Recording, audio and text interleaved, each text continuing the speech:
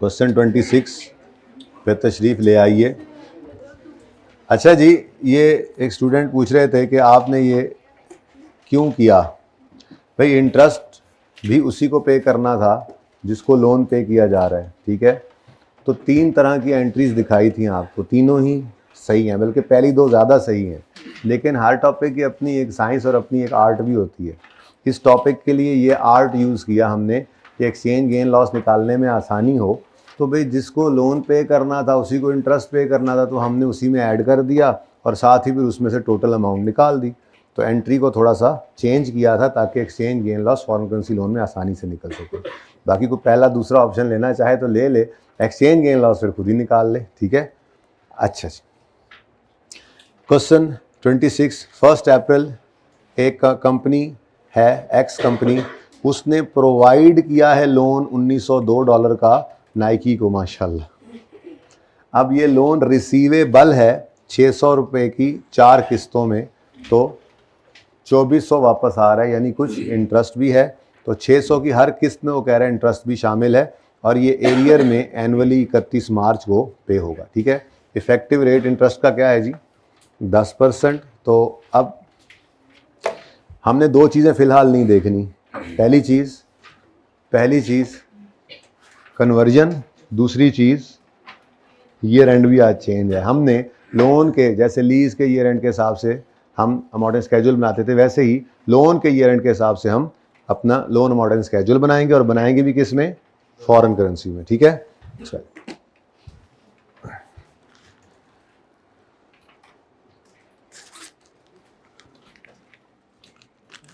क्या कह रहा था, अच्छा पर्सनल बात मुझे भी बता दो, मैं पर्सनल बात नहीं बता सकते तुम जी।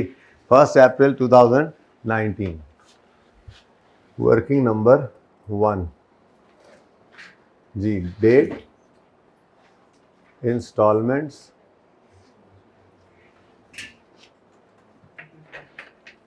प्रिंसिपल, इंटरेस्ट और बैलेंस। जी, $1902 का लोन है, $2 का। किस दिन लिया जी, 1 अप्रैल 19। फिर 4 किस्तों में वापस होने। पहली किस्त 31 मार्च 20 को 600, दूसरी किस्त 31 मार्च 21 को 600, तीसरी 31 मार्च 22 को, और चौथी 31 मार्च 23 को, ठीक है जी। इसके बाद जी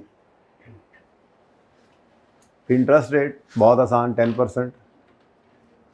तो 190 का इंटरेस्ट आ गया, 410 रुपये का प्रिंसिपल, 192। 149 का इंटरेस्ट आ गया, 460, 51, और बैलेंस आ गया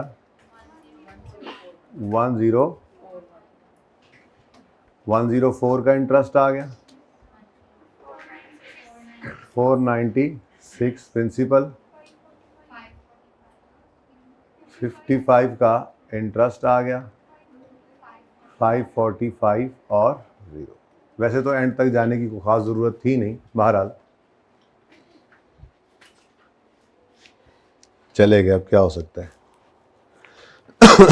अच्छा जी, अब लोन पेबल नहीं है, लोन रिसीवेबल है, तो बस एंट्री बदल ली थोड़ी सी ध्यान से देखकर। अब कैश आएगा नहीं, कैश जाएगा। एंट्री बनी, यहाँ से शुरू होगा, लोन रिसीवेबल डेबिट। इस अमाउंट में करनी नहीं, इसलिए पहले ज़रा बोल लें जल्दी से, ठीक है। Loan receivable debit cash credit, loan receivable debit interest income credit, यानी इनकम भी वहीं से आनी थी तो उसी में ऐड कर दिया। Loan receivable debit interest income credit, और 600 की entry cash debit loan receivable credit. फिर 149 loan receivable debit interest income credit, फिर 600 cash debit loan receivable credit, फिर 104 loan receivable debit interest income credit 600, cash debit loan receivable credit 55, loan receivable debit interest income credit 600, cash debit loan receivable credit. ठीक है, हमसे 19 और 20 की सिर्फ entries मांगी गई हैं, तो बस हम 2 साल की ही एंट्रीज कर लेते हैं। तो लेजरा बना लेते हैं यहाँ पे, वर्किंग 1 लोन रिसीवेबल का लेजर बनेगा, वर्किंग 2 कर लेते हैं।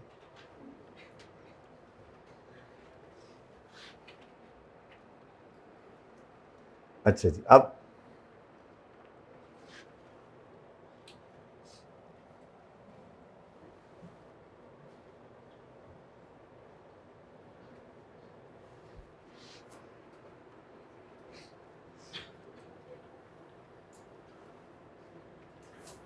चल ले जी, तो 1902 की एंट्री फिर बोलें, कैश गया है, लोन हमने दिया है तो कैश गया है। एंट्री लोन रिसीवेबल डेबिट किस दिन जी, 1/4/2019 पर, loan receivable debit cash credit, और यहाँ पर हमने लिखा कितने डॉलर हैं जी, 1902। ठीक हो गया जी। उसके बाद अरे ईयर एंड तो देखो 31 दिसंबर पे हमारा ईयर एंड हो गया, जबकि पेमेंट तो जाकर पहली ही कब हो रही है, चलो जी, नाल ही मसला शुरू हो गया। सोचे सोचे क्या करना है।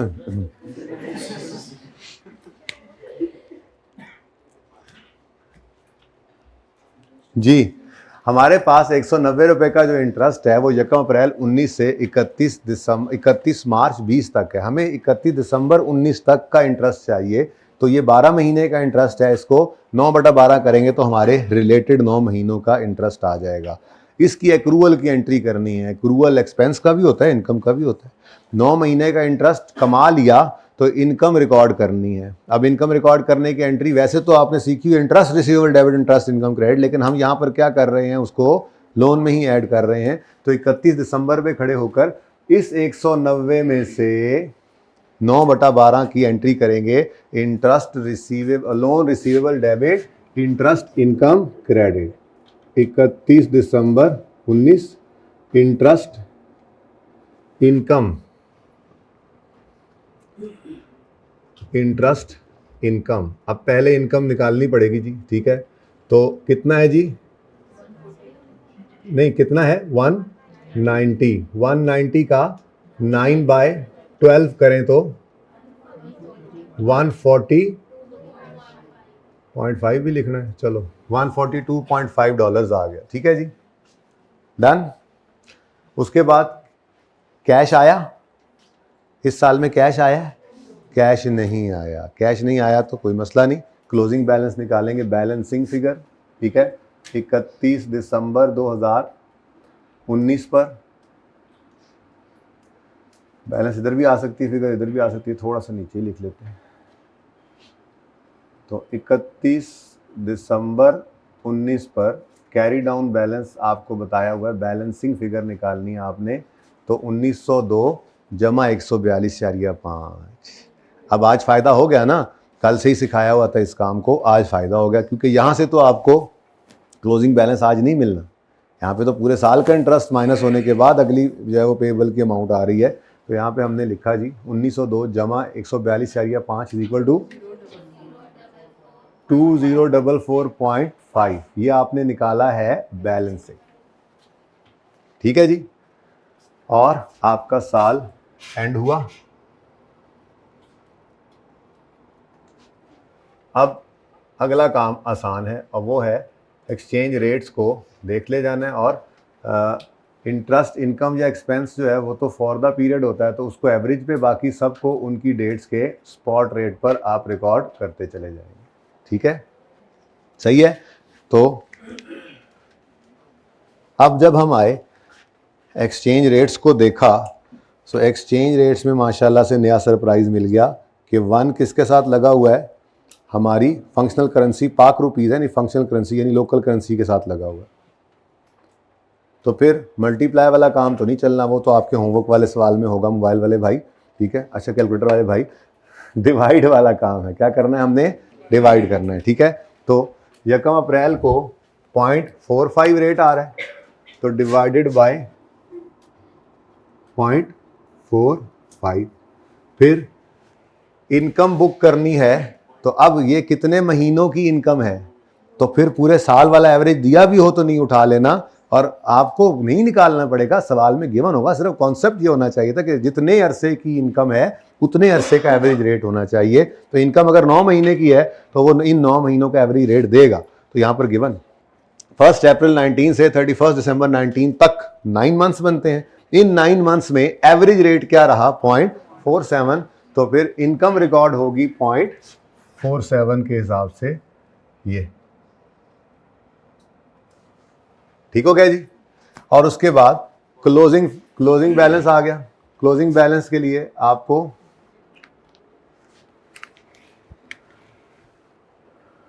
थोड़ा सा और इधर से देखिए जी, कितने डॉलर से जी, 20.5, ये बैलेंसिंग फिगर थी, ठीक है जी। अब क्लोजिंग 31 दिसंबर 19 पर क्या रेट आ रहा है, 31 दिसंबर 19 पर 0.48, तो डिवाइडेड बाय 0.48 कर देंगे जी,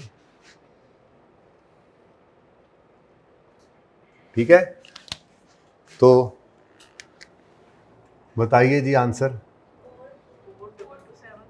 422,000 में कर रहे हैं, अच्छा जी, तो आया ही थोड़ी सी 3033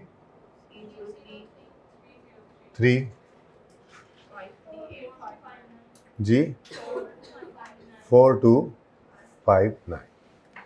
अब चेक कर लें बैलेंस हो रहा है या लेजर या नहीं हो रहा है। नहीं हो रहा है तो बैलेंसिंग फिगर किस तरफ आ रही है, अहम ही जगह चढ़ाइए फिर मैंने जी, कितना answer, 271। Now this 271 is taken to PNL. अगर सिर्फ लेजर कहे या सिर्फ एंट्री कहे तो पीएनएल लिखो, एंट्री बनी, ये वाला अकाउंट क्रेडिट, पीएनएल डेबिट। लेकिन अगर लिखना चाहें तो ये क्या है, लॉस। पीएनएल क्या हो रहा है, इससे डेबिट, रिसीवेबल कम, एसेट कम हो रहा है, उस तरफ पीएनएल डेबिट हो रहा है। तो ये दोनों निशानियां ही नुकसान की हैं, दुख की हैं, तो एक्सचेंज लॉस लिखना है तो लिख लें। पीएनएल भी काफ़ी था, एक्सचेंज लॉस बैलेंसिंग फिगर है, और ये जाएगी कहाँ पर, प्रॉफिट और लॉस, ठीक है जी। तो अब सवाल की आपकी एंट्रीज रिक्वायर्ड थी ना, तो सवाल की एंट्रीज देखो। पहली entry loan receivable debit cash credit. अब वो वाले 1902 की 190 की पूरे की एंट्री नहीं कर सकते थे ना, तो एंट्रीज तो यहाँ से करते हैं हम लेजर से, ठीक है। तो loan receivable debit cash credit, interest income book की है, अभी तो रिसीव तो हुई नहीं, 9 महीने की थी, तो वो 9 महीने कर ली यहाँ पे। तो बोलो क्योंकि हमारी फंक्शनल करेंसी पाक रुपीज है, तो एंट्रीज तो इसी में ही करनी थी। अब इसकी entry loan receivable debit interest income credit, कोई भी रिसीट नहीं हुई वरना एक एंट्री वो भी आती, वो नहीं है तो कोई बात नहीं, ईयर एंड पर एक्सचेंज गेन लॉस की एंट्री करें, पीएनएल डेबिट और लोन रिसीवेबल क्रेडिट। अब इसका सोल्यूशन साथ नहीं है, इसका सोल्यूशन जाके टिक कर लें जहां पे है, ठीक हो गया। अगला साल शुरू होता है, अगला साल तो बाद में शुरू करेंगे ना, पहले आप मुझे पीएनएल और बैलेंस शीट बना के देंगे जल्दी से, इस साल का पीएनएल और बैलेंस शीट बना दें जल्दी से। ये IAS 12 में इसने भी यूज होना है, फिर पता लग रहा हो टैक्स वाले क्या करते हैं, हमें अपना पता होगा तो टैक्स वालों की बात करेंगे ना जी।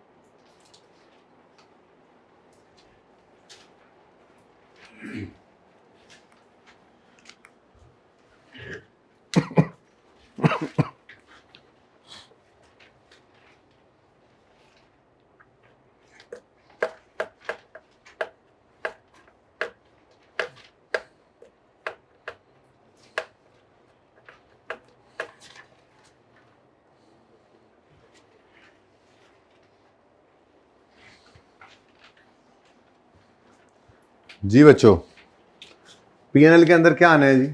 एक तो इंटरेस्ट इनकम आएगी,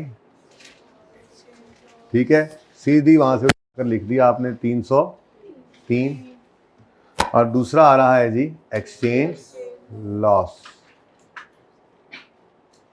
कितना जी? 271, ठीक है। वर्किंग 2, अभी इसको वर्किंग 2 भी करना भूल गए।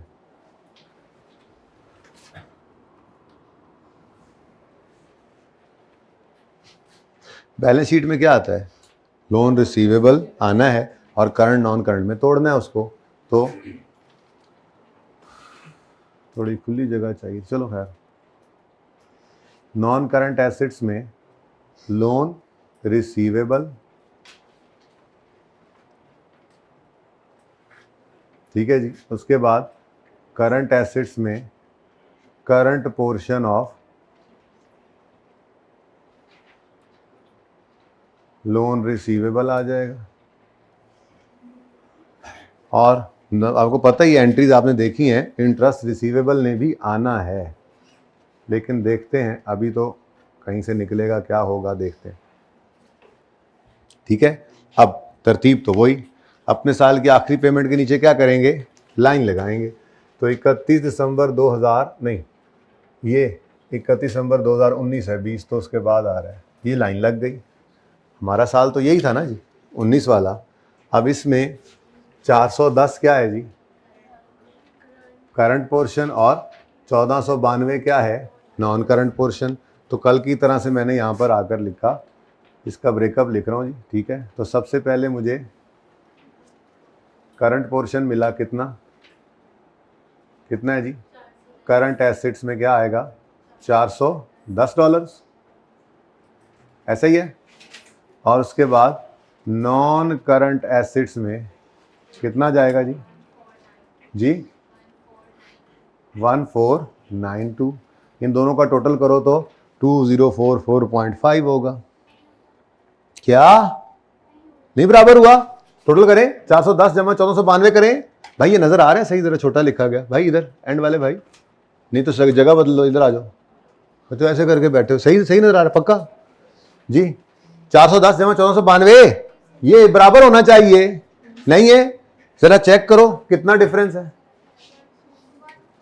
142 पॉइंट, ये सुनी सी फिगर लग रही है। ओहो अच्छा, इंटरेस्ट भी तो रिसीवेबल है 9 महीने का, तो फिर तीसरी चीज भी यहां पर आएगी, और वो चीज क्या है जी? ये भी करंट एसेट्स में ही जाना है। और ये कितना है? ये बेशक बैलेंसिंग निकालो, बेशक बैलेंसिंग ही निकाल लो, बेशक वैसे तो वहां भी नजर आ रहा है, पर बैलेंसिंग बेहतर है, ठीक है। तो करंट एसेट्स में ही एक और चीज आएगी, कितना जी? $142.5। अब ये क्या है जी? Current portion. ये क्या है जी? Current portion. ये क्या है? अब ये लोन ही थे ना दोनों, लेकिन ये तीसरी चीज क्या आ गई? ये क्या है जी? इंटरेस्ट रिसीवेबल भी मिल गया, ठीक है। ये जरा मैं फिर थोड़ा आगे से शुरू कर दूंगा, माजरत, थोड़ा फैल गई बात, ठीक है। अब ये चीजें क्या की थी कल? लिख ली थी सिंपल, ठीक है। देखो जी, करंट एसेट्स में current portion of long term loan है, तो यहां पे करके बताओ जी कितना? 410, बाद में इंटरेस्ट रिसीवेबल जी, ये कितना है? 142.5।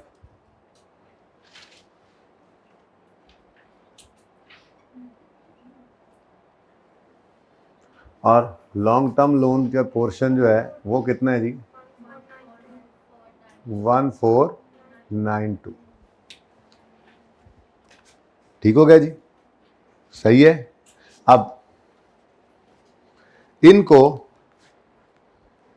डिवाइड किससे करते थे? मतलब इनको किस पे रखना है? ये सब के सब बैलेंस शीट आइटम्स हैं, चाहे लोन रिसीवेबल है, चाहे इंटरेस्ट रिसीवेबल है। एक मॉनिटरी आइटम है, मनी रिसीवेबल है।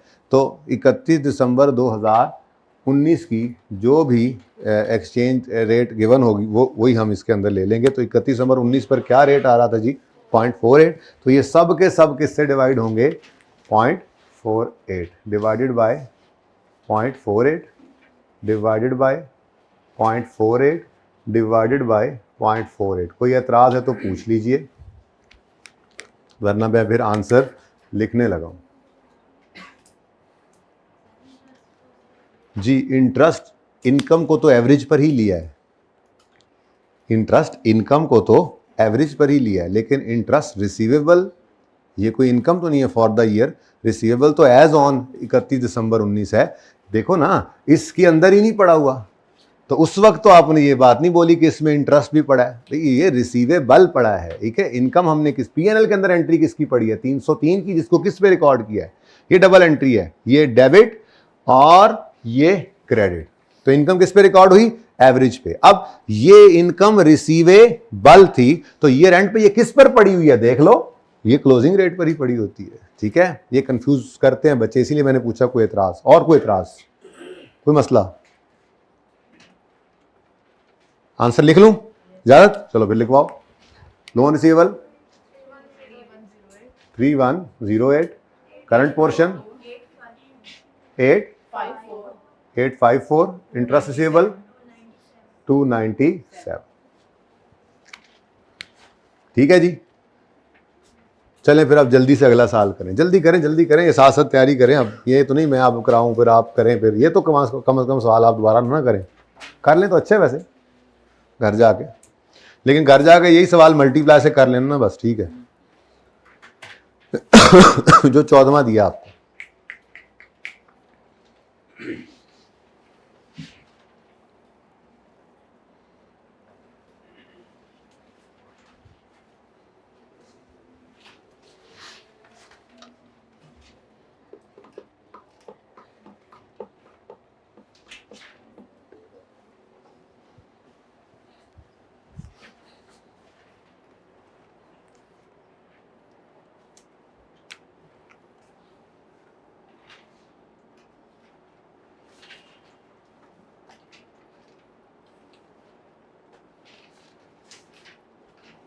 Current portion, non current portion और इंटरेस्ट रिसीवेबल।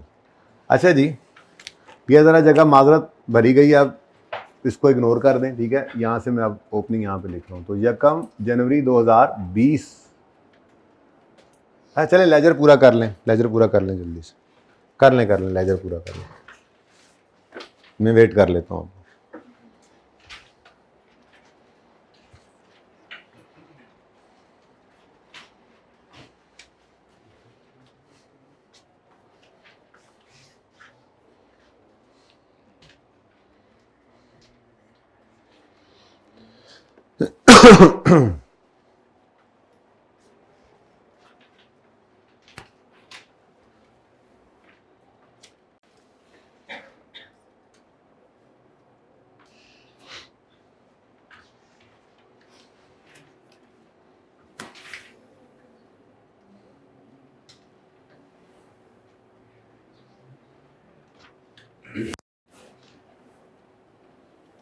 टेस्ट दिया था कल? किस किस ने? क्यों? मैंने इतना मोटिवेट भी किया था कोई परसों, मतलब टेस्ट दिया था। किस किस ने नहीं दिया? किस किस ने नहीं दिया? ऊंचा हाथ खड़ा करें। किस किस ने नहीं दिया? क्यों? क्यों? प्लीज ऐसा ना करें, डोंट लेट मी डाउन। इतना मोटिवेट कर करके फिर भी उन्होंने की थी मर्जी है। हाँ जी, कौन बना चुका लेजर? 1 2 3 4। कोई और आउट हुआ है? मारने लग गया, आउट भी हो जाएगा लेकिन इंशाअल्लाह। जी बच्चों, ब्रॉड डाउन, ये पूरे ही उठा कर ले आओ। 2044.5 इधर आ गया। उसके बाद देखिए जी, रुक जाइए जी, सोच आपकी चल रही है, परेशान बैठे हैं आप, हिम्मत नहीं कर रहे। सफ़ा बचा लिया आपने। ये देखें जी, अब 31 दिसंबर 20 पे 600 रुपये पे हो रहे हैं, जिसमें 190 रुपये का इंटरेस्ट भी पे होना है। लेकिन अभी पूरा 190 हमने रिकॉर्ड नहीं किया हुआ। हमने इसमें सिर्फ 9 महीने की इनकम रिकॉर्ड की थी, बाकी 3 महीने की 31 मार्च पे रिकॉर्ड कर लेते हैं और साथ ही 31 मार्च को हम अपने 600 की किस्त पे कर लेंगे। ठीक है, तो इंटरेस्ट इनकम की entry interest receivable debit interest income credit होगी ना। ये देखो 31 दिसंबर 31 मार्च 2020 पर इंटरेस्ट इनकम, इधर देखें जी कितना था टोटल इंटरेस्ट, $190। 9/12 पहले इनकम रिकॉर्ड हो गई थी, 3/12 अब करनी है, तो कितने डॉलर्स बने?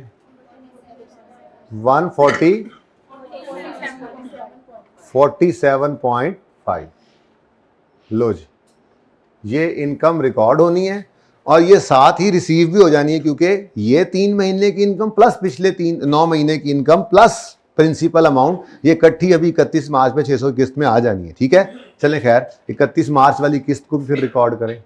31 मार्च 2000 क्या एंट्री होगी, क्या एंट्री होगी? कैश आ गया, cash receive, cash debit, loan receivable credit, तो कैश आ ही गया जी, पिछले साल में आया ही नहीं जी। कितना? 600। ठीक है जी, बस और तो कुछ नहीं करना। क्या करना है? अब फिर आगे 9 महीने के इंटरेस्ट इनकम बुक करनी है, और वो 9 महीने कौन से हैं? यकम जनवरी 20 से 31 दिसंबर 20। तो यकम जनवरी 20 से 31 दिसंबर 20 का इंटरेस्ट, यकम जनवरी से 31 मार्च का तो इसमें पड़ा हुआ था, यकम अप्रैल से 31 दिसंबर का यहाँ पर मिलेगा हमें, तो ये 149 अब हमने पकड़ लिया। ठीक है, इसका 9/12 रिकॉर्ड कर लेते हैं जी। ये करेंगे हम 31 दिसंबर 2020 पर। तो इंटरेस्ट इनकम टोटल कितना है जी? 149। इसका 9/12 कितना बनता है?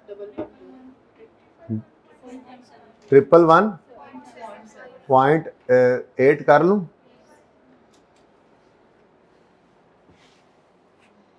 ठीक है जी, फिर आगे वाला चले, ये तो है ही वैसे एंड। अब और कुछ हुआ? कैश तो वैसे ही आ चुका हुआ है, कहानी खत्म हो गई। अब पहला काम क्या करेंगे? क्लोजिंग बैलेंस निकालेंगे, और वो निकालेंगे हम बैलेंसिंग फिगर। ठीक है, तो 31 दिसंबर 2020 पर क्लोजिंग बैलेंस कैलकुलेटर पे निकालें बैलेंसिंग। तो इधर देखें 2044.5। अब देखो पूरे साल का इंटरेस्ट रिकॉर्ड हो गया। 2044.5 प्लस 47.5 प्लस 111.8 माइनस 600। अब इसमें वो पे हो गए इंटरेस्ट भी, माइनस 600 इज इक्वल टू 1603.8। ये जनाब आपको बैलेंसिंग फिगर मिली है। ठीक है, सही है, ओके। अब सिर्फ रेट लगाने रह गए हैं, तो इंटरेस्ट इनकम के लिए हमें क्या चाहिए? अब मसला क्या है? मसला ये है कि ये इनकम है जनवरी फरवरी मार्च वाले 3 महीनों की, ये इनकम है अप्रैल से दिसंबर तक के 9 महीनों की, तो रेट डिफरेंट एवरेज रेट चाहिए। और वो सवाल आपको देगा, जैसे आप देखें सवाल के अंदर तो कहता है यकम जनवरी 20 से 31 मार्च 20 तक एवरेज रेट रहा है 0.51। तो पहले 3 महीनों की इनकम 0.51 के हिसाब से रिकॉर्ड करेंगे, डिवाइडेड बाय 0.51। ठीक है जी, और फिर अगले 9 महीने 1 अप्रैल 2020 से 31 दिसंबर 2020 तक 0.4 एवरेज रेट रहा, तो डिवाइडेड बाय 0.48। 40 है, अच्छा वो पिछला 8 आ गया आगे जी, 0.40 4 ही लिख लेना सी। अच्छा ये तो ओपनिंग था ना, ये 0.48 पर आ गया। ठीक है, अब कैश और क्लोजिंग के लिए हमें 31 मार्च और 31 दिसंबर का रेट चाहिए। हाँ, कैश तो 31 मार्च भी आएगा ना, तो 31 मार्च 2020 पर रेट है 0.52। तो कैश के लिए स्पॉट रेट पे रिकॉर्ड करना है, सेटलमेंट दिन डेट पर हम कैश को उसके स्पॉट रेट पे रिकॉर्ड करते हैं, तो 0.52 आ गया। और यहाँ पर 31 दिसंबर 20 वाला रेट लगेगा, और वो क्या है जी 0.38। तो इतने रेट्स, इतनी चीज़ें होती हैं कि अगर आप एंट्री भी अपनी मर्जी वाली करें ना, इंटरेस्ट वाली, तो फिर बहुत मुश्किल हो जाता है काबू करना। तो एक आसान तरीका, एक आर्ट इस सवाल का होगा, वरना लीज के सवाल हम वैसे ही करेंगे जैसे सीखे, वहां पे ये करने की जरूरत नहीं है। सिर्फ इसके लिए स्पेसिफिक एक केस बाकायदा बनाकर आपको ये एंट्री सिखाई थी कि यार इसमें आसानी है। ठीक है जी, डिवाइड बाय 0.38 है। ले जी, आंसर ओपनिंग तो वही आ गया 42। चले कुछ तो मैं भी निकाल दूं आपको कैलकुलेशन करके। 4259। इंटरेस्ट इनकम पहले 3 महीनों की 93, बस 93 लिखो ना, अब तो रुपीज आ गया। और 280, और इधर 1154, और यहां पर 4220।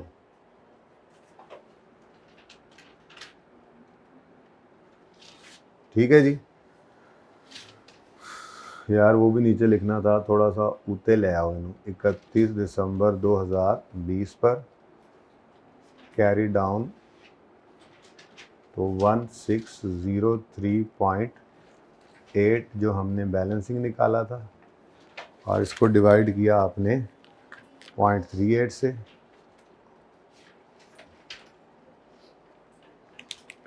और 4220। नीचे मैंने वो भी लिखना था ना जी, करंट नॉन करंट वाला, 4220। ठीक है जी।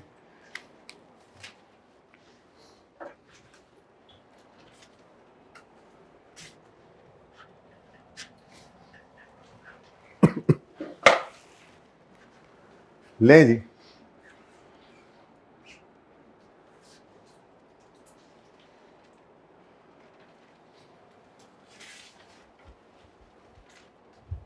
अब पीएनएल के लिए तो चीज़ें मौजूद हैं। इंटरेस्ट इनकम वर्किंग 2 से तो आनी है, लेकिन ध्यान से ज़रा ये देख लें कि 93 भी है और 280 भी है। इन दोनों को मिलाकर इनकम क्या बनी?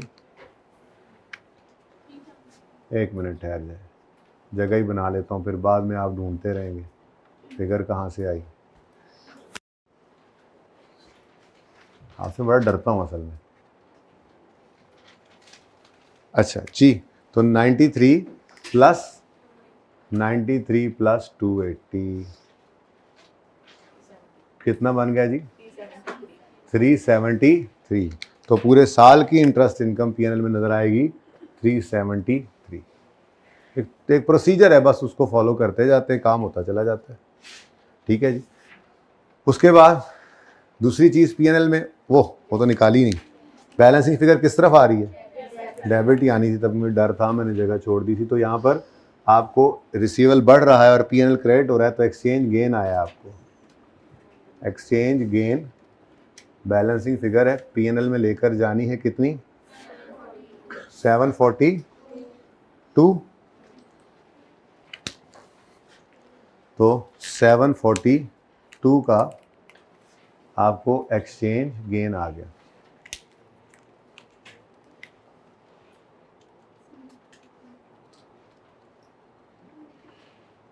उसी वर्किंग 2 से 742।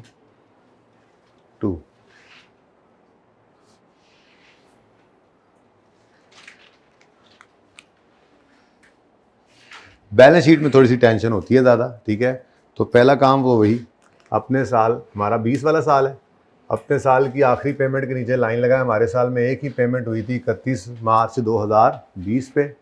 ये हमारा करंट पोर्शन आ गया, और ये हमारा नॉन करंट पोर्शन आ गया 451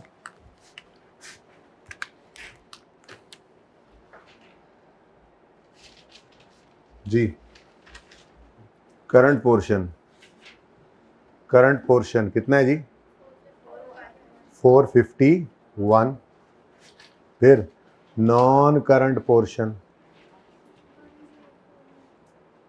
जी कितना? 1041। और बैलेंसिंग फिगर यहीं पर निकाल लें, इंटरेस्ट रिसीवेबल।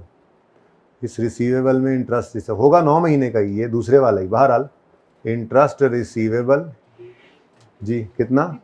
111.8 होगा, 111.8।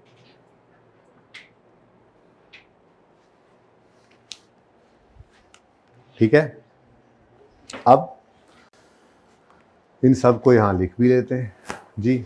नॉन करंट पोर्शन कितना है जी? 1041।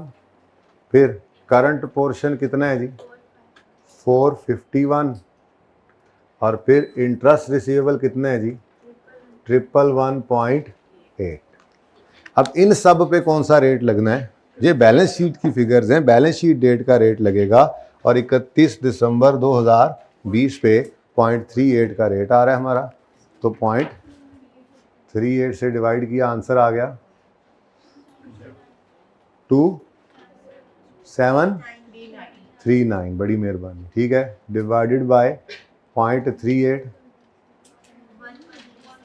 1187 और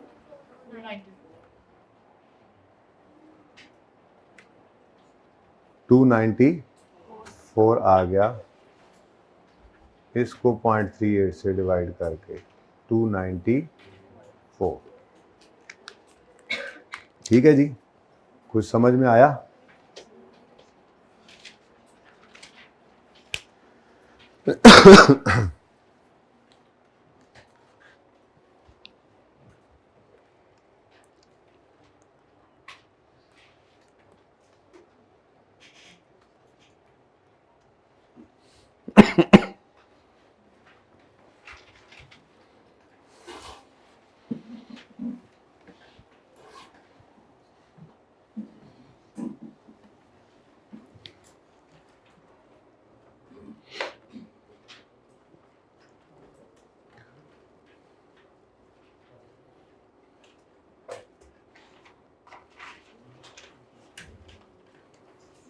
बारहवां कल आपको कराया था, ज़रा ये वन नोट दूसरा है ना, खाली खाली लग रहा है। 14वां आपको होमवर्क में दिया अभी अभी, सेम क्वेश्चन है लेकिन यहाँ पर 1 लगा हुआ है, फॉरेन करेंसी के साथ सुकून है जी। 381 पेज पे आया हूँ, वापस 380 पेज पे आए, बल्कि उससे पहले एक बात सुने।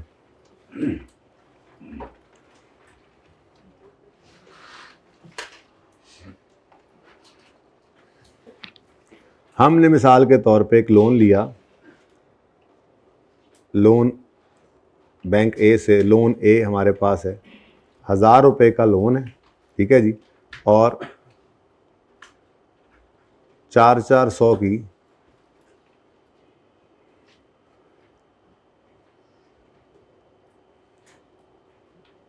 चार किस्तें जो हैं इसकी रीपेमेंट होगी 400 की 4 किस्तों में, ठीक है। और इस लोन के अंदर हर किस्त में इंटरेस्ट भी शामिल है, ठीक है जी। तो लोन 1000 का, किस्त के अंदर प्रिंसिपल भी है और इंटरेस्ट भी है, प्रिंसिपल भी है और इंटरेस्ट भी, प्रिंसिपल इंटरेस्ट, प्रिंसिपल और इंटरेस्ट, ठीक है जी। ये क्वेश्चंस जो हमने अभी किए भी हैं, इस तरह के क्वेश्चन 12 कराया मैंने आपको, क्वेश्चन 26 कराया मैंने अभी आपको, कुछ होमवर्क में भी आपने सवाल किए थे। एक और लोन भी जी हमने लिया, बैंक बी से एक लोन लिया, ठीक है, और ये लोन भी लेट से 1000 रुपये का था और इसकी रीपेमेंट कुछ इस तरह से उन्होंने कही हुई थी कि जी आज 1000 रुपये का लोन, अच्छा आखिरी दिन जाकर फिर यहाँ पे कुछ भी नहीं ना पे होता, लोन तो सारा पे हो जाता है, लेकिन दूसरे लोन की जो टर्म्स थी वो ये थी कि आज आपने लोन लिया या दिया जो भी है, आज मैं मतलब लोन लिया, ठीक, आज आपने लोन लिया तो कैश आपके पास आ जाएगा, 3 साल बाद आपने 3 साल बाद जाकर आपने इस लोन को इकट्ठा ही वापस कर देना, ठीक है। यानी कि लोन की कोई प्रिंसिपल अमाउंट आपने पे नहीं करनी, लेकिन मीनवाइल आप क्या करेंगे, लेट्स से इस लोन के ऊपर इंटरेस्ट रेट जो है वो 13% था, तो आपको इंटरेस्ट तो हर साल के एंड पे देना ही पड़ेगा, ठीक है। तो मतलब मसलन 130 रुपये का इंटरेस्ट हर साल देते रहेंगे, ठीक है, ये पेमेंट हो रही थी, ठीक है ना जी। तो 130 रुपये का इंटरेस्ट आप हर साल देते रहेंगे, और एंड पे जाकर 130 उस साल का इंटरेस्ट भी पे कर देंगे और साथ ही प्रिंसिपल भी रीपे हो जाएगा। ये भी तो एक तरह का लोन हो सकता है। अब इस लोन के अंदर पीरियोडिकली तो सिर्फ क्या पे हो रहा है, इंटरेस्ट। ठीक है जी, सिर्फ क्या है ये, इंटरेस्ट, प्रिंसिपल तो कोई पे ही नहीं हो रहा। सही है। तो ऐसे लोन की अकाउंटिंग कैसे करेंगे ये ज़रा देख लेते हैं क्वेश्चन नंबर 13 में आकर। ये मैं आपको क्वेश्चन नंबर 13 इसके लिए करवाने लगा। ठीक है, देखें।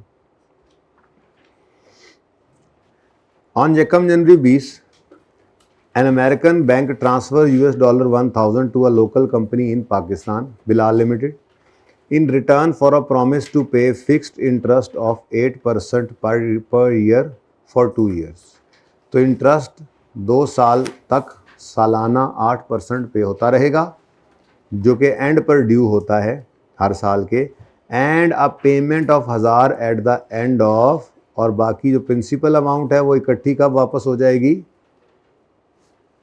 2 साल बाद। कोई किस्त नहीं पे हो रही, 1000 का लोन लिया, 2 साल बाद 1000 का लोन वापस। ठीक है, हाँ इंटरेस्ट है, अब वो कौन मिटाए, इधर ही कर लेते हैं। ठीक है, अब at inception of loan 8% is the market rate for similar. ठीक है जी, BL's functional currencies PKR exchange rate भी गिवन है। अपनी तरतीब पे वापस आएंगे। ठीक है जी, सबसे पहले हम करेंगे वर्किंग 1, जिसमें हम लोन का अमोर्टाइजेशन स्केड्यूल बनाएंगे। हालांकि सवाल बदल गया, लेकिन हर बार सवाल बदलें तो फिर मारे जाते हैं हम खाम का। लोन, इंस्टॉलमेंट, प्रिंसिपल, इंटरेस्ट और बैलेंस, कोई ज़रूरत नहीं बदलने की, हम तरतीब पे ही चलेंगे अपनी, जो हमारी तरतीब है। ठीक है जी, अब किस दिन लोन लिया है जी, यकम जनवरी 20 है। देखें, यकम जनवरी 20 पर लोन लिया, तो 1/1/20 डॉलर्स के अंदर कितना लोन लिया, 1000 का लोन ले लिया। 31 दिसंबर 20 आया। ठीक है जी, तो आपने इंटरेस्ट, लेट से आपने लोन लिया है, तो आपका इंटरेस्ट एक्सपेंस बनेगा, 8% है ना, सवाल में 8% है, मैं देख के आया हूँ 8% है, तो कितना बना, 80। ठीक है, 31 दिसंबर 20 पर इंटरेस्ट बना कितना जी, बोलो, 80। कितना प्रिंसिपल आपने पे किया इस दिन, कोई भी प्रिंसिपल पे नहीं किया, तो फिर जो किस्त समझे वो होगी, किसकी होगी, सिर्फ इंटरेस्ट ही पे हो रहा होगा, और ये फिर 1000 का 1000 ही रह जाता है, ये चेंज नहीं हो रहा। ठीक है, ऐसे ही 31 दिसंबर 2021 आएगा। ठीक है, इंटरेस्ट कितना बना, 80, लेकिन 31 दिसंबर 20 पे एक आप 80 का इंटरेस्ट पे कर रहे होंगे, दूसरा आप 1000 रुपये की प्रिंसिपल अमाउंट भी रीपे कर रहे होंगे, तो इस दिन आप फिर टोटल 1080 रीपे कर रहे होंगे। ठीक है जी, किधर बेटा, किसको किधर जी, 1080 कहाँ पे, बैलेंस में 1080 हुआ नहीं ना बेटा, आप करो ना, हमने ऐड ही किया है, हमने इस एंट्री करनी है, इंटरेस्ट की, लेट्स से एक्सपेंस है, लोन लिया है, ये लोन लिया या दिया है, लोन ट्रांसफर्स, हाँ उन्होंने हमें लोन दिया है। ठीक है, तो 50 कर जाए वो कोई बात नहीं, खैर आउट हो जाएगा, टेंशन नहीं लेनी। अच्छा, उन्होंने हमें लोन दिया है, तो लोन पेएबल है। अब इसकी एंट्री होगी interest expense debit loan payable credit. अब लोन तो 1080 हुआ था, लेकिन इसी दिन साथ ही 80 पे हो जाएगा, यानी एंट्री होगी loan payable debit cash credit, तो लोन वापस 1000 पे आ जाना। कैसे ऐड हो सकता है, ऐड करके लेस जो कर दिया फिर 1000 पे ऊपर फिर इंटरेस्ट लगा 80 रुपए का। ठीक है, इस 80 रुपए ने ऐड होकर 1080 किया, और फिर सारे का सारा 1080 पे हो गया, यानी 1000 रुपए का इंटरेस्ट, ये प्रिंसिपल हमने पे किया, और 80 रुपए का इंटरेस्ट भी पे कर दिया, और यहाँ पे क्या रह जाएगा, 0। सीधी सी बात है, वैसे समझ आई है, इसीलिए सवाल आपको दिया नहीं था होमवर्क में कि खुद करवाऊं, लेजर बनाते हैं अब।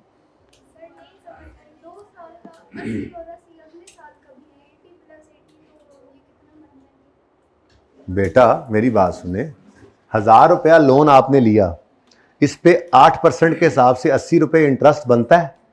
ये इंटरेस्ट आ गया इधर 31 दिसंबर, कर दिया है ना?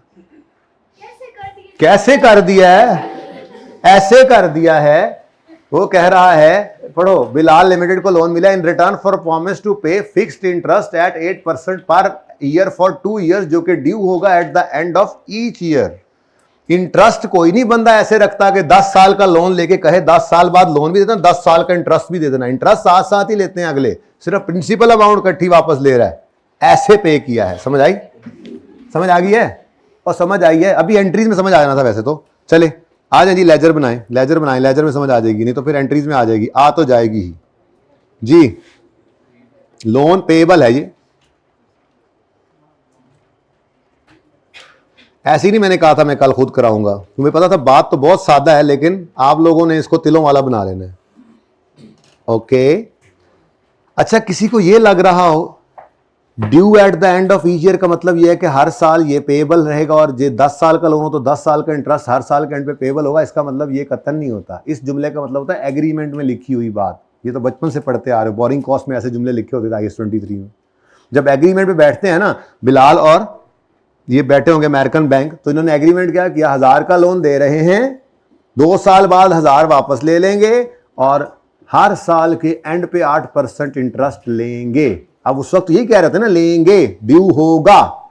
ये एग्रीमेंट की बात होती है, और कोई और गड़बड़ ना हो तो इस एग्रीमेंट को, ये बाइंडिंग होते हैं, इनको आपने बाइड बाय करना होता है, यानी कि फिर आपने ये साल के एंड पर पे करना होगा, ड्यू हो जाएगा तो ठीक है। हाँ, मैक्सिमम ये कर सकता था कि वो ये कहता, एक लाइन ऐड करके, जो ड्यू है वो पे भी 31 दिसंबर को हो रहा है, या छेड़खानी करता और कहता वो पे होगा अगले साल जनवरी या कम जनवरी को, तो फिर वो पेएबल भी बन सकता था। एनीवेज ऐसा कुछ नहीं था।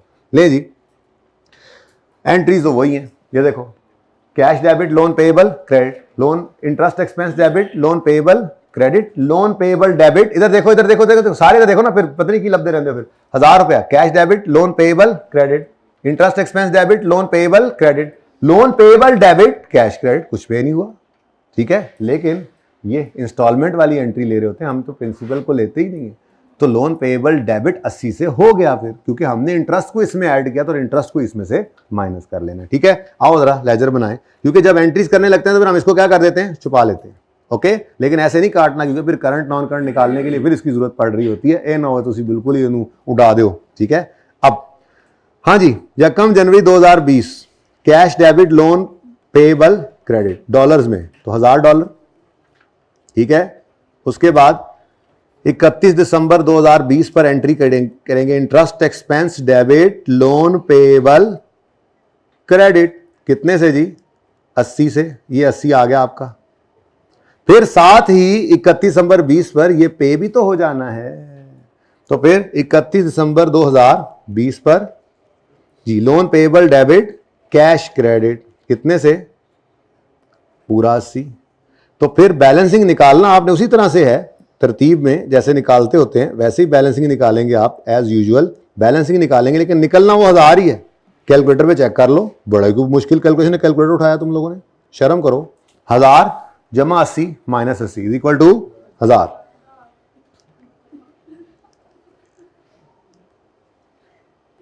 अब रेट, एक्सचेंज रेट की तरफ गए तो उसने 1 किसके साथ लगाया हुआ है, डॉलर के साथ, ठीक है। तो इसका मतलब डायरेक्ट मेथड। अब यकम जनवरी पे 150 है इंटू 150, फिर 31 दिसंबर पर स्पॉट रेट कितना है, अच्छा एवरेज भी 20 का, 31 दिसंबर पर स्पॉट रेट कितना है 151, तो ये 151 वाली चीज़ आ गई और ये 151 वाली चीज़ आ गई। रह गया सिर्फ इंटरेस्ट एक्सपेंस, वो क्लोजिंग रेट पर नहीं होता, स्पॉट रेट पे, तो वो एवरेज पे होता है, और एवरेज चाहिए 2020 का पूरा, ठीक है। तो वो कितना है जी, 150.5।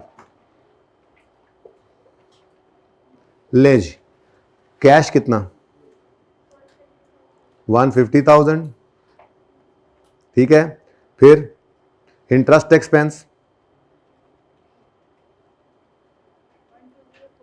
12040, फिर जी 12, हाँ मैंने भी देख लिया, सवाल कर लो तुम लोग, 12080, और जी 1,151,000। ठीक है जी, भाई 1 साल ही कर रहा हूं मैं, अगला साल तो अब आप कर ही लेंगे। ठीक है, अच्छा जी, अब बैलेंस हो रहा है या नहीं हो रहा? नहीं हो रहा तो फिर बैलेंस की फिगर बता दो, हो रहा है तो फिर जान छड्डो, मतलब छुट्टी नहीं, आगे कुछ पढ़ेंगे। इस सवाल दी जान छड्डो मैं कह रहा, मेरी जान नहीं छड़नी तुसी जी। टाइम हो गया तुम्हारा, अल्लाह पाक आसानी करे तुम्हारे लिए जी। जी किस तरह बैलेंस फिगर आ रही बोलो हैं? कितनी? 1040।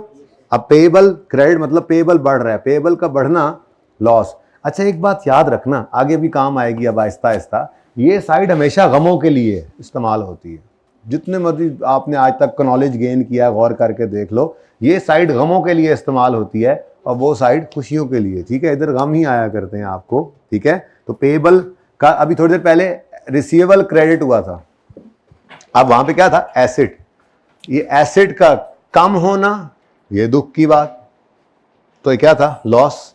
अभी ये क्या है? लायबिलिटी।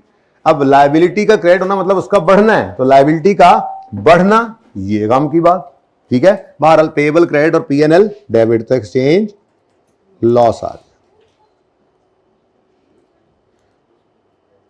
की रोड़ा पाया जे पीएनएल में जाएगा, ये बैलेंसिंग फिगर है। अब एंट्रीज देख लें जी।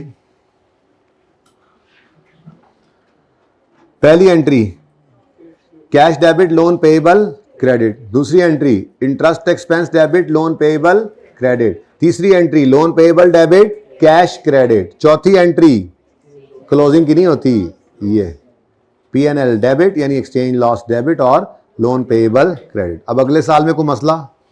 अगले साल में होगा सिर्फ क्या, यहां पर जो तो ब्रॉडडाउन 1000 हो गया ना, फिर ऐसे ही 80 इधर आएगा, लेकिन कैश क्या होगा? 1080, इसीलिए मैंने यहां 1080 लिख दिया बस, हर क्लोजिंग में कुछ भी नहीं बचेगा। सही है, गॉट इट? तो इस तरह के सवाल भी आ सकते हैं। ये जनाब क्वेश्चन नंबर कौन सा था?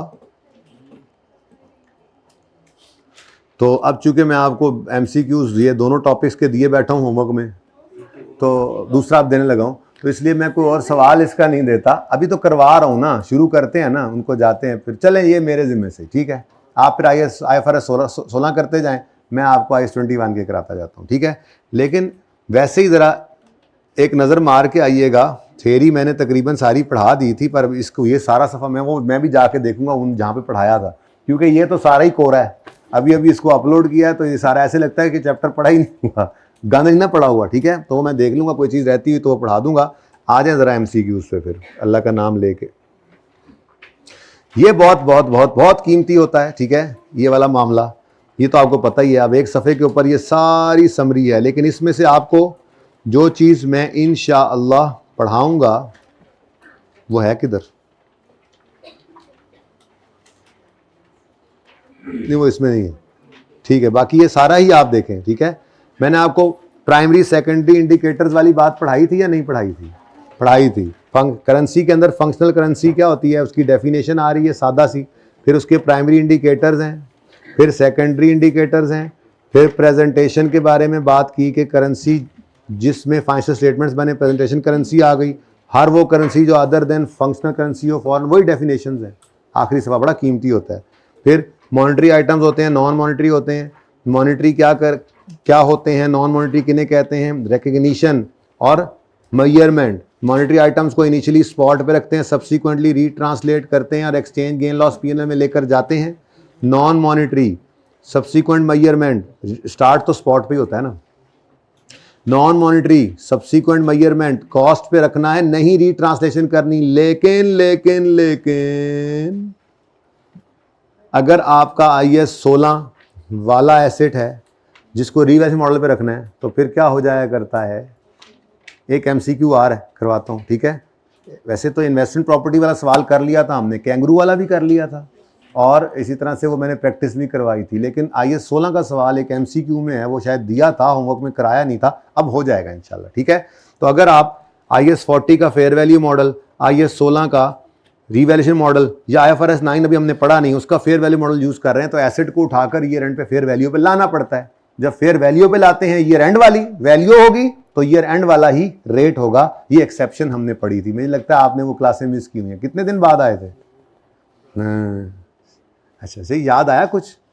मैं वो कॉपी करके लाऊंगा ना, वक्त तो सनद रहे और काम आए जो लिखा होता है वो इंशाल्लाह कॉपी कर लाऊंगा ना, कॉपी करके इस चैप्टर पे डालूंगा, वो डिफरेंट जगहों पे पढ़ा हुआ है, फिर आपको याद भी आएगा। ठीक है, खैर इंटरेस्ट इनकम एक्सपेंस को एवरी रेट पर बुक करते हैं, इतना सा ही ये स्टैंडर्ड है, इससे ज़्यादा नहीं है। ये क्या करें, अब है ही छोटू सा।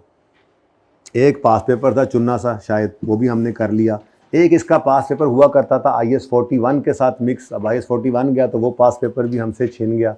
बाकी इसकी एडजस्टमेंट्स आपको मुख्तलिफ नज़र आएंगी इंशाल्लाह, और एक्सपेक्ट कर सकते हैं आप 5 से 8 नंबर का सवाल यहाँ से बनाए, छोटे सवाल यहाँ से बन सकता है। ठीक है, IS 38 IS 41 निकले हैं ना, तो इसकी जगह पे इससे सवाल बन सकता है। 21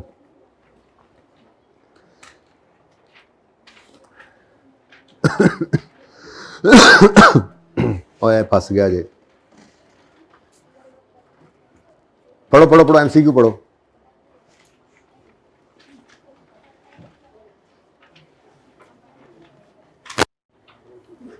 Which of the following best describes the key difference between functional currency and presentation currency? Functional currency वो जिसमें जर्नल एंट्रीज करते हैं, और प्रेजेंटेशन करेंसी वो जिसमें फाइनेंशियल स्टेटमेंट्स बन सकती हैं। नॉर्मली फंक्शनल करेंसी होती है, लेकिन उसके अलावा भी कोई हो सकती है। ठीक है, तो फंक्शनल करेंसी, अब ये ऐसे MCQs हैं, नहीं सर, नो सर, ये यूं करने लग जाते हैं कसम से। Functional currency is chosen by management whereas presentation currency is determined by IFRS। Wrong, बल्कि शायद यूं होना चाहिए था कि प्रेजेंटेशन करेंसी तो आप चूज कर सकते हैं जो मर्जी हो, लेकिन फंक्शनल करेंसी स्टैंडर्ड ने हमें सिलेक्ट करके दी थी, जब उसने कहा ये प्राइमरी इंडिकेटर्स हैं, ये सेकेंडरी हैं, इनको लगा के बताना है। ठीक है, functional currency is based on economic environment while presentation currency is use for. अच्छा, बात पूरी नहीं लग रही, लेकिन फिर भी ठीक लग रही है। ठीक है, अगर इससे बेहतर बात कोई ना हुई तो फिर यही है। ठीक है, आगे भी पढ़ लेते हैं, आगे चवला होनी है इंशाल्लाह, देखना इंशाल्लाह, अगर ये बेहतर लग रहा है आपको तो। The currency of consolidated financial statement is called while currency of separate. जो बच्चा कुछ पढ़ के गया उसको पता होना है। वैसे कंसोलिडेशन हमने नहीं पढ़ी हुई, लेकिन कंसोलिडेशन हमने ये तो पढ़ा हुआ है ना कि फंक्शनल करेंसी किसे कहते हैं। फंक्शनल करेंसी वो जो प्राइमरी इकोनॉमिक एनवायरनमेंट वाली होती थी, वो जहाँ से लेबर ली, जहाँ से मटेरियल लिया, जहाँ पे सेल डिमांड सप्लाई की फोर्सेस सेल प्राइस वगैरह डिटरमिन कर रही हैं। ठीक है, तो वो, या फिर जहाँ पे हम पैसे रेज करते हैं, जहाँ पे पैसे रखते हैं कमाने वाले, ये प्राइमरी इंडिकेटर, इनको डिसाइड, इनसे डिसाइड करते थे हम फंक्शनल करेंसी, और इसमें जनरल एंट्रीज करते थे। और भाई चुप कर जाना यार, फाइनेंशियल स्टेटमेंट्स जिसमें बनाते थे, शर्म ही कर लेता है बंदा को, 4 बार देखा है करवाए हुए। ओ नो, चलें जी, तो फिर ये भी नहीं है। कहाँ तक करवाए हुए हैं? पहले 10 रहते थे, तो अब तो वो होमवर्क कर सकते हो। चलो पहले 10 करके खत्म करें। देखा ना ये नए का मसला। अच्छा, हंस रहा है, सिर्फ एक ही बार वो बता रहा है, बाकी सब मौज में बैठे हैं। नहीं, मौज में बैठे हैं। आप लोगों की भी बुक नहीं थी। हाँ, नहीं, आप लोगों का भी कसूर नहीं है। अगर बुक होती, आप लोगों का भी टिक लगा होता, आप मुझे ना बताते। ये ठीक है, चलें जी, शुक्र है, फिर बी तो कर लेना टिक। अब शुरू से शुरू हो जाते हैं जी। ये रहता है, तो फिर वो IS 16 वाला मैंने करवा दिया था इसमें, वो फिर पीछे ही है जी। 11 हो गया, 11 हो चुका हुआ है जी, बोलिए। अब 10 पे 10 से शुरू करें काम। चलो, बस ये तो फिर पेंडिंग है ना, ये तो पेंडिंग है अभी बात, ये अभी आपको समझ नहीं आ सकती। यही टॉपिक अब हमने कल शुरू करना है। ठीक है, चलें, 10 तक हो गया हुआ है। ओके, मून लिमिटेड, ये ओके आपने खुद करना है। एक तो होमवर्क कर लेंगे ना। पता है क्या इन्वेस्टमेंट प्रॉपर्टी है? Bought a property New York 5 million की। ये वो हमने इन्वेस्टमेंट प्रॉपर्टी वाला जो सवाल किया था ना, ये उस जैसा है, बल्कि उल्टा आसान है। देख लें इसको, 9वां होमवर्क में आपके। बस 8वां MCQ करो और छुट्टी। फिर बाकी पहले वाले जो 7 हैं वो मैं फिर कल करवाऊंगा। ठीक है, ओके, ये आपने कर लेना है होमवर्क में। ओके, बस एक MCQ। Jupiter limited functional currency पाक रुपीज है। असल में ये हुआ नहीं था इत्तेफाक से अभी तक क्लास में, हालांकि हमने रूल तो पढ़ लिया था कि नॉन मॉनेटरी आइटम्स को हमने किस पे रखना होता है, ईयर एंड पर, वही पुराने वाले रेट पर रीट्रांसलेट नहीं करते। लेकिन अगर इन्वेस्टमेंट प्रॉपर्टी या पीपीई है हमारे पास और उनका फेयर वैल्यू मॉडल या रीवैल्यूएशन मॉडल यूज हो रहा है, तो फिर मजबूरी है ईयर एंड पे अगर फेयर वैल्यू पर लेकर गए हैं तो रेट भी ईयर एंड वाला लेंगे। लेकिन फिर साथ ही हमने कहा था ये रीमयरमेंट नहीं है, ये फेयर वैल्यू मयरमेंट है उन स्टैंडर्ड्स के हिसाब से, इसलिए एक्सचेंज गेन या लॉस जो आएगा वो कहीं पीएनएल में नहीं जाना, बल्कि जो जिस चीज पर आया उसका गेन लॉस जहां जाता था उसके साथ ही चिपक के वहीं चला जाएगा। यानी अगर गेन या लॉस है, इवन लॉस भी है, और वैसे प्रॉपर्टी पे रियल सरप्लस आ गया जो भी करने लगे हैं ये 16 वाली, तो रियल सरप्लस है ओसीआई में जाता है, तो ये एक्सचेंज गेन लॉस साथ ही चिपक कर कहां चला जाएगा, ओसीआई, क्योंकि ये रीट्रांसलेशन तो है ही नहीं, ये तो फेयर वैल्यू मेजरमेंट है। और फेयर वैल्यू मेजरमेंट स्टैंडर्ड में बताई हुई है कि अगर आईएस 40 का फेयर वैल्यू मेजरमेंट होगा तो गेन लॉस पीएनएल में जाएगा, और आईएस 16 का गेन लॉस होगा तो गेन है तो ओसीआई में, लॉस है तो पीएनएल में। खैर, जुपिटर लिमिटेड फंक्शनल करेंसी पाक रुपीज है और उसने न्यूयॉर्क में एक प्रॉपर्टी खरीदी है 2 मिलियन की और 5 मिलियन की 2 जुलाई को। 25% अमाउंट पे कर दी इमीडिएटली और रिमेनिंग टू बी पेड है 31 अक्टूबर पे। अब आपको मैंने हमेशा ये बात सिखाई है, ठीक है, ये छोटा सा, बल्कि ये तो है इतना इजी, छोटा सा बना लिया करो। 5 मिलियन का 25% अगर इमीडिएटली पे किया है किस दिन, 2 जुलाई को, तो ये यूं लिख लिया करो, 5 का 25% कितना बनता है जी, 1 पॉइंट। अब ये ना कहना ये भी करवा दिया हुआ, मुझे लग रहा है करवा दिया, अच्छा ज़्यादा शौक है ना वो सर, हाँ मुझे पता है तुम यही कह रहे थे। 31 अक्टूबर को बकाया बैलेंस क्या हो जाना है, पे, लेकिन हमारा ईयर पहले एंड हो रहा है, ऐसे ही है, चलो खैर, तो बैलेंस कितना है 3.75, ये क्या होगा, पेएबल, क्योंकि हमारा ईयर 30 सितंबर पे एंड हो जाना है। ओके चलें, अच्छा अब एक्सचेंज रेट उसने दे दिए और साथ ही कहता है फेयर वैल्यू प्रॉपर्टी की 30 सितंबर पे इतनी है और property being used for admin purposes. आप वाले सवाल की प्रॉपर्टी यूज हो रही होगी, वो वेकेंट है और उसको यूज कर रहे हैं कैपिटल, इसलिए यहां पर सवाल तो सेम ही था लेकिन इन्वेस्टमेंट प्रॉपर्टी बन गई। यहां पर क्या है जी, ये प्रॉपर्टी क्या बन गई थी, इन्वेस्टमेंट। तो इस जैसे मैंने सवाल चूंकि आपको करवाए हुए हैं तो ये आप कर लें, ठीक है। ये नहीं आया था हमारे पास, तो अगर एडमिन पर्पसेस के लिए ये प्रॉपर्टी आपने रखी हुई है तो ये आपका क्या है, पीपीई। और जुपिटर यूजेज रीवैल्यूएशन मॉडल, ठीक है, जुपिटर यूजेज रीवैल्यूएशन मॉडल, ठीक है। चलें, तो जुपिटर की फटाफट वर्किंग कर लेते हैं जी। तो सबसे पहले तो अगर कभी ऐसे सवाल आ जाए, तो मैंने आपको कहा था कि आपने 2 जुलाई को पहले एंट्री करो, एसेट जो प्रॉपर्टी है, पीपीई लिख देता हूँ, पीपीई को हमेशा क्या निकाला करोगे, बैलेंसिंग, ठीक है। ठीक है, इस सवाल में एडवांस नहीं है, टेंशन नहीं लेनी फिर भी, ठीक है, कैश ही पे हो गया, फिर भी अपनी तरतीब पे रहें। कैश रिकॉर्ड करेंगे, कैश कितना पे किया, $1.25 और बाकी क्या है, पेबल $3.75, ठीक है। अब आकर एक्सचेंज रेट डरते डरते देखा तो 1 किसके साथ लगा हुआ है और हमारी फंक्शनल करेंसी क्या है, इसलिए हमारे लिए ये फॉरेन करेंसी है डॉलर, और फॉरेन के साथ 1 लगा हो तो मल्टीप्लाई, ठीक है। तो मल्टीप्लाई कर देते हैं जी, कितना है बता तो दो। 2 जुलाई को 164 164 जी, फरमाइए। 205 और 615, बैलेंसिंग फिगर 820, ठीक है जी। अब ये 820 पर हमारा एसेट हो गया रिकॉर्ड, ठीक है जी। अब इसकी वर्किंग मैं अपनी तरतीब पर वही बना लेता हूं जो हम किया करते थे, ठीक है। आपकी अपनी वर्किंग, प्यारी वर्किंग, राज दुलारी working, date, description, PPE, revaluation surplus भी आ सकता है, प्रॉफिट और लॉस भी आ सकता है, तो देख लेते हैं। ज़बानी भी बात काफ़ी होती है, लेकिन एक बार हो जाए ना कि यार ये था, ये बताया था, तो ऐसी तसल्ली हो जाती है उस्ताद की, और क्या जी। 2 जुलाई को एसेट आ गया था, 2 जुलाई 2000, हाँ खुद देख लें सर, यही कह रहे हो आप ज़बान हाल से, 19 जी। कॉस्ट 820 सामने निकली है, सवाल में क्या देख रहे हो, ये सामने निकली है बैलेंसिंग फिगर, यही कॉस्ट है, ठीक है, 820। नेक्स्ट, इसको अब क्या करेंगे हम, डेप्रीशिएट, क्योंकि ईयर एंड पर इसको रीवैल्यू करना है। तो 820 रेट गिवन है, लाइफ गिवन है, लबना पड़ेगा। कहाँ कहाँ कहाँ, यूजफुल लाइफ कितनी है जी, 50 साल, ठीक है। तो डिवाइड बाय 50, और पूरा साल नहीं डेप्रिशिएट कर सकते क्योंकि पूरा साल हमने इसको इस्तेमाल किया नहीं है, ठीक है। अब जुलाई का महीना तो पूरा ले लो, 2 का मतलब क्या है, बस जुलाई पूरा ले, जुलाई अगस्त, ओह बस 3 महीने बाद कहानी खत्म, 30/9/19 आ भी गए तुम जी। तो 30/9/19 तक 3/12 डेप्रीसिएशन आ गई, कितनी, 4.1। बुक वैल्यू कितनी आ गई, 815.9।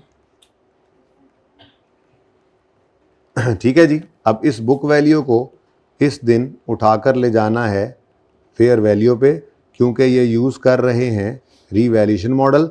तो बचपन की बातें याद होंगी, वैसे 55 में मज़ीद याद आएंगी, IAS 12 में हमने इंशाल्लाह वो सारा रिवाइज़ करना है।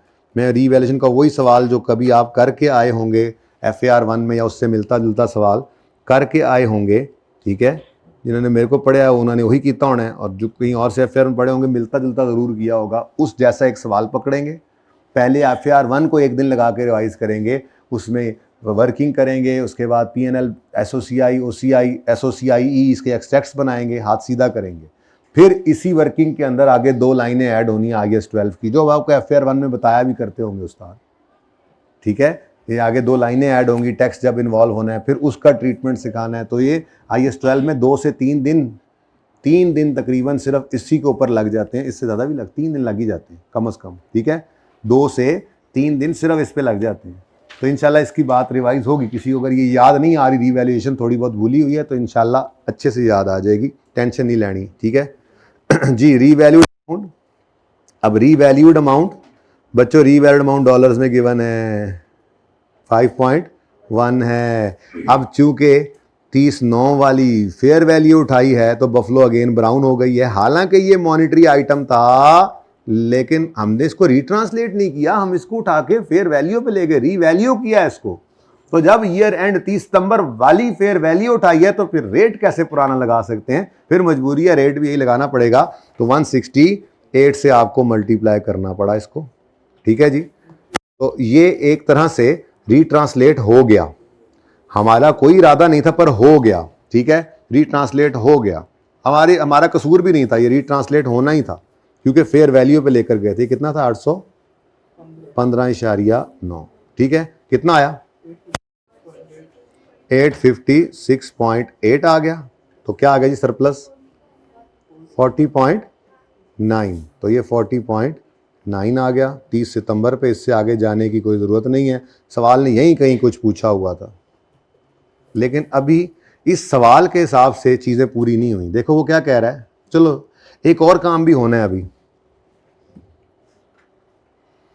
एक और काम भी होना है, आप लोग ज़रा भूल रहे हैं, लेकिन एक और काम भी होना है जी। ये सरप्लस को कुछ नहीं कहना बेटा जी, उसको माफ़ कर दें। ये 615 का पेएबल है, ये एक मॉनिटरी आइटम है, ईयर एंड पे पड़ा है, पे तो हो रहा है अगले साल जाकर, तो ईयर एंड पे पेएबल है कि नहीं है, तो वर्सेस वाली कैलकुलेशन से गुजारना है। IAS 21 कहता था मॉनिटरी आइटम को तो ईयर एंड पे लाजमी आपने क्या करना है, रीट्रांसलेट। तो 30 सितंबर 2019 आया, तो आपने वर्सेस वाली कैलकुलेशन से इस पेएबल को गुजारना है। तो $3.75 थे 30 सितंबर पर, इनका रेट अभी अभी हमने देखा 168 हो चुका हुआ है डॉलर का। बोलो क्या आंसर आता है, 630। इसको बमुकाबला साउथ अफ्रीका, बमुकाबला 615 जी। अब 615 से पेएबल को उठाकर 630 पे लाना है। पेएबल बढ़ेगा तो पेएबल क्रेडिट, ये नुकसान की बात है, तो एक्सचेंज लॉस PNL के अंदर आ गया, ये होगा डेबिट कितने से, 15 से, और पेएबल क्रेडिट हो जाएगा 15 से, ठीक है जी।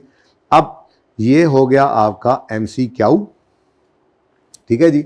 और ये MCQ नंबर कौन सा है, 8। लेकिन मैंने इसके अंदर एक शरारत और कर दी, और वो शरारत ये है कि अब ये रिक्वायरमेंट्स आप भर लेंगे, ताकि फिर कल आते ही मुझे सबसे पहले यही करवाना है मुझे, ठीक है ना, कि ये रिक्वायरमेंट सर ज़रा भरें। तो पहले आपने सारी वर्किंग मैंने कर दी है, अब पहले आपने ज़रा रिक्वायरमेंट्स को समझना है। किसी में कह रहा होगा बैलेंस शीट में एसेट पे क्या किस पे नज़र आएगा, सरप्लस किस पे नज़र आएगा, किसी में कह रहा होगा पीएनएल में क्या जाएगा। ये सारी चीज़ें ध्यान से पढ़ते हुए आपने इसकी रिक्वायरमेंट पूरी करनी है। मैंने छुट्टी तो नहीं दी अभी, मैंने तो ये कहा कि ये सवाल आपने ऐसे खुद करना है। अच्छा ठीक है यार, टाइम तुम्हारा हो गया तो अब मैं क्या करूं। मैंने कहा कि कई बार कहा जाने वाले को कोई नहीं रोक सकता जी। ले जी, इस पे तो डिब्बे भी बनते थे हमारे। मैं जाता हूँ, कुछ जुगाड़ करता हूँ, यही चले, हमसे नहीं चलता वो इस पे चल भी तो नहीं रहा। चलें जी।